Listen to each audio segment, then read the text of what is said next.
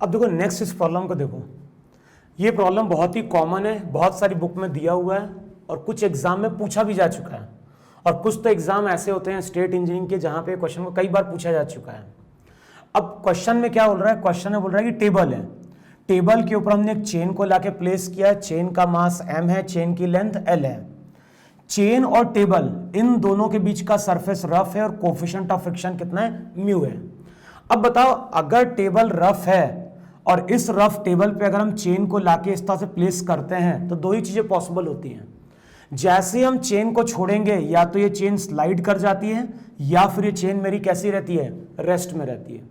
और chain rest में कब रहती है, चेन रेस्ट में तभी रह पाती है जब y की वैल्यू बहुत स्मॉल होती है। तो अगर हम प्रैक्टिकल परफॉर्म करें और y की वैल्यू हम बहुत स्मॉल रखें तो उस केस में हमें दिखाई देता है चेन रेस्ट में है। y को हम बढ़ाते जाएं, y क्या है, y है हैंगिंग पार्ट की लेंथ।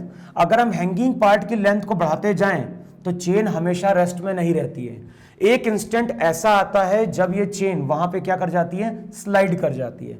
तो क्वेश्चन में क्या फाइंड आउट करना है, क्वेश्चन में फाइंड आउट करना है y की मैक्सिमम वैल्यू। तो बताना है कि हम मैक्सिमम कितनी लेंथ चेन की यहां पे क्या कर सकते हैं, हैंग कर सकते हैं। अब देखो जब सबसे पहले क्वेश्चन सॉल्व करेंगे तो सबसे पहले हम फ्री बॉडी डायग्राम ड्रॉ करेंगे हैंगिंग पार्ट का। अब बताओ हैंगिंग पार्ट का अगर फ्री बॉडी डायग्राम ड्रॉ करोगे तो इसका यहां पे क्या होगा, वेट होगा। अब वेट कैसे मिलेगा, तो चेन का टोटल मास कितना है, m। अगर मैं लिख रहा हूं m बाय l तो m बाय l रिप्रेजेंट करता है यूनिट लेंथ का मास। तो चेन की अगर मैं यूनिट लेंथ लूंगा तो उसका मास m बाय l होगा। अभी यहां पे लेंथ कितनी है, y, तो इसका मास कितना, m by l into y into साथ में क्या आ गया, g। तो जो हैंगिंग पोर्शन है ये इस हैंगिंग पोर्शन का क्या होगा, वेट होगा। साथ में हम क्या शो करेंगे, साथ में यहां पे टेंशन T भी आएगा लिंक का। अब इक्वेशन क्या लिखी जाएगी, इक्वेशन लिखी जाएगी ये पोर्शन रेस्ट में है तो T किसके बराबर, m by l into g into Y के बराबर, ये हो गई इक्वेशन 1। अब अगले स्टेप में फ्री बॉडी डायग्राम ड्रॉ करो चेन की उस पार्ट का जो कहां पे है, टेबल पे है। अब टेबल पे जो पार्ट होगा उस पे एक तो लगेगा वेट, वेट कितना होगा, तो वेट होगा m बाय l, ये तो गया यूनिट लेंथ का मास। अब जो चेन का पार्ट टेबल पे है उसकी लेंथ कितनी है, l माइनस वाई इंटू क्या हो गया, g। साथ में इसके ऊपर आएगी टेबल की नॉर्मल और इस डायरेक्शन में आएगा टेंशन T। अब देखो यहां पे टेंशन ऊपर की ओर है, यहां पे टेंशन क्या है, राइट की ओर। तो ध्यान रखना चेन हमारी रिजिड बॉडी नहीं है, चेन हमारी कैसी बॉडी है, चेन हमारी नॉन रिजिड बॉडी है। तो इस जगह जो लिंक आएगी, इस जगह जो लिंक आएगी, लिंक का मतलब है कि एक यहां पे तार टाइप का होगा या केबल टाइप की होगी। तो यहां पे टेंशन ऊपर की ओर आ जाएगा और इस साइड टेंशन कहां जाएगा, राइट की ओर आ जाएगा। अब ये पार्ट मेरा रेस्ट में है तो ये पॉसिबल तभी हो पाएगा जब यहां पे क्या एक्ट कर रहा होगा, फ्रिक्शन एक्ट कर रहा होगा।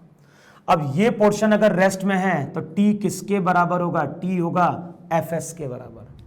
अब इस रिजल्ट को देखो, जो भी टेंशन है, टेंशन किस पर डिपेंड कर रहा है, टेंशन डिपेंड कर रहा है y पे। तो जैसे जैसे y यहां पे इंक्रीज करेगा टेंशन इंक्रीज करेगा, टेंशन इंक्रीज करेगा तो चेन की स्लाइड होने की टेंडेंसी बढ़ेगी और स्लाइड होने की टेंडेंसी बढ़ेगी तो फ्रिक्शन भी क्या होगा, बढ़ता जाएगा। और एक टाइम आएगा जब फ्रिक्शन वहां पे क्या हो जाता है, लिमिटिंग हो जाता है। तो अगले स्टेप में अब इक्वेशन हो जाएगी Fl किसके बराबर, T के बराबर। अब Fl कितना होता है, Fl होता है म्यू इंटू n, और n किसके बराबर है, n है m by l into g into l minus Y.